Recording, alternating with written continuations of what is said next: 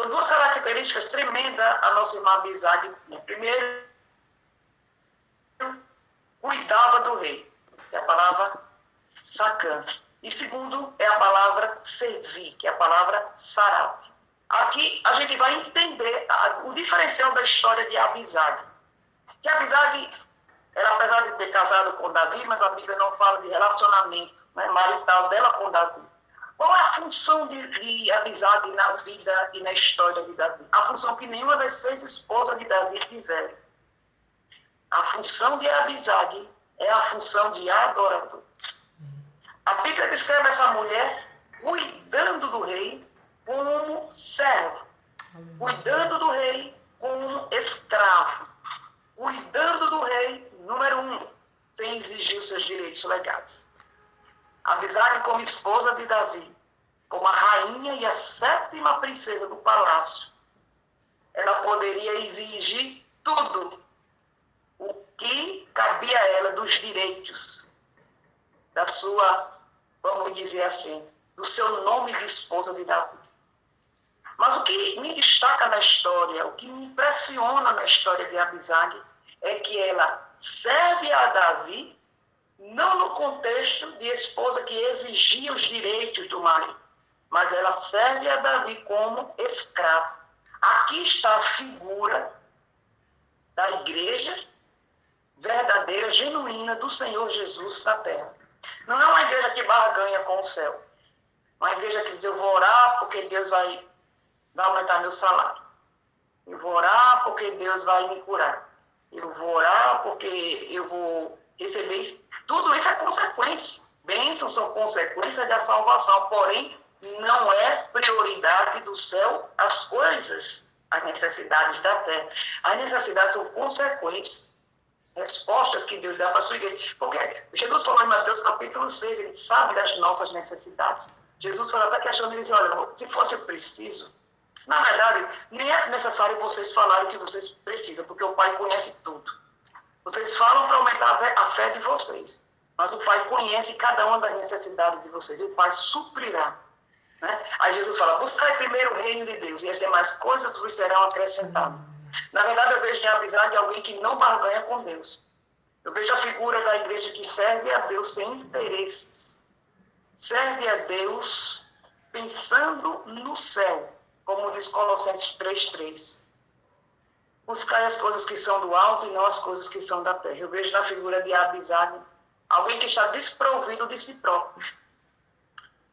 É aquela palavra que Paulo fala aos Filipenses, capítulo 3, versículo 3, quando Paulo vai dizer, perdi todas as coisas por causa da excelência ou da sublimidade do conhecimento de Cristo. Paulo vai dizer, eu era fariseu, era doutor da lei, eu era isso, eu era aquilo outro. Mas considero todas essas coisas como refúgio, por causa da sublimidade do céu, a sublimidade do conhecimento de Cristo. Então, eu entendo que a figura de Abisag é uma figura que se destaca dentro da história da Bíblia. Porque esta mulher representa alguém que busca o reino de Deus por causa de Deus. Ela não busca por causa da Abisag. E a Bíblia vai descrever essa mulher, você observou comigo que a Bíblia vai descrever essa mulher como extremamente formosa. A mulher não era só formosa, a mulher era extremamente formosa. Significa dizer que essa mulher era belíssima. Significa dizer que essa mulher poderia ter casado com qualquer outra pessoa, mas quando ela foi procurada para casar com o rei, e a proposta foi, você vai casar com o rei, agora você vai ser uma esposa, que você vai servir ao rei, mas você não vai ter direito marital com o rei. Ela abre mão dos seus direitos, ela abre mão das suas prioridades, ela abre mão de tudo, somente para servir ao rei. Coisa que nenhuma das esposas de Davi, as 6 esposas que Davi teve, nenhuma teve a influência que a Abisag teve. A Abisag não teve filhos, porque a Abisag não teve uma vida marital com Davi. E naquela época, uma mulher que não tinha filho, para a lei judaica, dentro da cultura judaica, era alguém que estava em desvantagem. Era chamada até de opróbrio, alguém que não tivesse filho. Você vê a história de Raquel e de Leia, por exemplo, a confusão na casa de Raquel com Leia para gerarem filhos, você vai ver a agonia que ficou dentro da casa de Jacó. A própria Raquel pede para morrer. Ela diz assim, ó, se Deus não me der filhos, me mate. Para vocês terem uma noção de como era a presença do filho na cultura judaica, era simplesmente algo que não podia deixar de existir dentro de um casamento. A história da presença da descendência. A Ana, por exemplo. O marido da Ana, que é o nome do rapaz? O Elcana, né? A Bíblia diz que o Elcana fala para Ana, eu sou melhor para você do que 10 filhos. Mas mesmo assim, Ana não fica conformada em ter o Elcana como melhor do que 10 filhos. Ana quer ter filhos e ela chora e ela fica amargurada, tribulada de espírito porque ela não teve filhos. Só para a gente ter noção que na cultura judaica, para uma mulher não ter filho, representava opróbrio, tristeza. Aí agora a gente vem para a história de Abisag. A Abisag aceita morrer sem filhos. Dá para entender aí, Ana Kézia, o significado de alguém que abriu mão de tudo por amor, simplesmente ao serviço do rei. Era uma esposa, entre aspas, no sentido de que ela casou com o rei, mas não tinha nenhum direito de ser esposa do rei. Estava lá só para servir ao rei. Estava lá só para ajudar o rei. A história dela entrou. Fez parte da história. A história dela ficou marcada como alguém que fez diferença em uma geração. Dá para entender que o céu está nos conclamando, nos chamando, nos intimando e dizendo, faça a diferença no meio dessa geração. Glória a Deus. O que o Senhor está perguntando para nós nessa tarde é, qual é o seu propósito? É ser servido pelo céu ou servir aos céus? Lembre-se, Jesus falou em João capítulo 12, versículo 26, se alguém me serve, siga-me. E onde eu estiver, ali também estará o meu servo. E se alguém me servir, aí já é a resposta do céu. E se alguém me servir, o Pai o honrará. É princípio bíblico. Quando nós honramos aos céus, ou aos céus, os céus nos honram. É princípio bíblico. Jesus falou, quem me serve, siga-me. Ou seja, o servo tem que estar junto do Senhor. E se servir ao Senhor, o Pai o honrará. Então ninguém serve a Deus para não ser galardoado. Ninguém investe em Deus para não ser recompensado. Ninguém faz a obra de Deus para não ser reconhecido pelos céus. 4 coisas que a Bíblia descreve que Deus não é. A primeira coisa que Deus não é, está escrito em Números 23, 19, quando a Bíblia diz que Deus não é homem para que minta, e nem filho de homem para que se arrependa.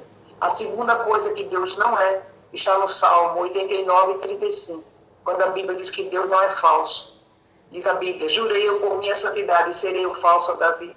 A terceira coisa que Deus não é, ele não é esquecido. Isaías 44, 21. A Bíblia diz, eu não me esqueci de Jacó. E a última coisa que Deus não é de confusão. 1 Coríntios capítulo 14, diz a Bíblia, ora, Deus não é de confusão. Então, se alguém serve a Deus, se alguém entrega-se para o serviço de Deus, o Senhor vai honrá-lo, porque Deus não mente, Deus não é falso, Deus não se esquece e Deus não é de confusão. Em Hebreus 6, né, a Bíblia vai descrever que Deus honra. E é impossível Deus mentir, Hebreus 6, 18. Então, aqui está a figura de alguém que serviu a Deus e Deus o honrou. Então, fica essa figura dessa mulher nessa tarde para a nossa reflexão, para a nossa edificação. Priorize Deus, priorize o céu, priorize a meta, que a sua meta seja os céus. E Deus vai te honrar na terra. Você não vai precisar correr. Aí entra aquela história que a gente ouve muito. Que a gente não vai precisar correr atrás da bênção. A gente não vai precisar correr atrás da bênção. Se a gente tem crédito no céu, se a gente tem prestação de serviços com o céu, a bênção vai correr ao nosso encontro. É quando o seu telefone vai tocar, alguém vai lhe procurar. É quando o seu WhatsApp, alguém vai lhe procurar. é quando você será promovido no seu trabalho, é quando Deus vai abençoar o seu salário, é quando a sua família Deus vai estruturar, é quando Deus vai socorrer alguém da sua família, libertar alguém da sua família, é quando Deus vai socorrer a sua casa. É quando você tem uma prestação de serviço com o céu.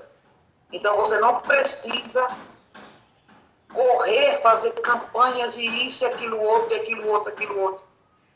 Se você não tem uma prestação disso, porque às vezes alguém pensa que vai conquistar Deus, fazer uma campanha de jejum de 3 dias. Eu vou conquistar Deus e vou fazer o céu se mover. Não é só isso. É você ter uma vida pautada dentro dos princípios da palavra de Deus. É servir. E serviço aqui não fala só de culto. Serviço aqui não fala só da gente cantar na igreja. Servir aqui não fala só de pregar. Servir fala de vida. Fala de relacionamento. E como eu falei a princípio, avisar que ela estava diariamente comigo. Ela não ia só ao culto, como hoje. A gente ia ao culto para a gente cultuar o rei. Mas ela estava no seu dia a dia com o rei. Serviço. Caráter cristão. Integridade cristã. É isso que a gente entende na vida dessa mulher. Que Deus possa abençoar cada um de vocês. Que o Senhor possa renovando a sua graça. E que a gente possa viver a história de amizade mais ainda dentro da nossa história, como sendo cristãs que servimos a Deus por causa de Deus. Sabe o que eu entendo aqui? Vou concluir dizendo uma coisa. Quando a gente serve a Deus por causa de Deus, a gente não vai morrer frustrado. E nem morrer frustrado. Porque tem coisas nas nossas vidas que é sonho só do nosso, mas não é o sonho de Deus. Tem desejo dos nossos corações, que não é desejo de Deus, é o nosso desejo. Só que Deus não vai cumprir aquilo que a gente quer e Deus não quer. E a gente vai chegar no fim da nossa carreira e a gente vai chegar feliz. Ah, mas eu queria ter aquele emprego federal, mas Deus não quis me dar um federal, Deus me deu um municipal, vou ser feliz com ele. Ah, Deus não me deu um municipal, mas me deu um comércio, vou ser feliz com esse emprego do comércio. Irmãs, temos que ser felizes com aquilo que o céu projetou para a gente. Eu devo investir, eu devo procurar, eu devo fazer o melhor para mim. Mas o que vai prevalecer é a vontade de Deus soberana sobre a minha vida. E eu não vou morrer frustrado porque Deus não me deu aquilo que eu queria. Eu vou ser feliz com aquilo que Deus projetou para a minha vida. Então fica essa mensagem nessa tarde. Seja feliz com o projeto de Deus. Seja um avisário. Esqueça-se de você.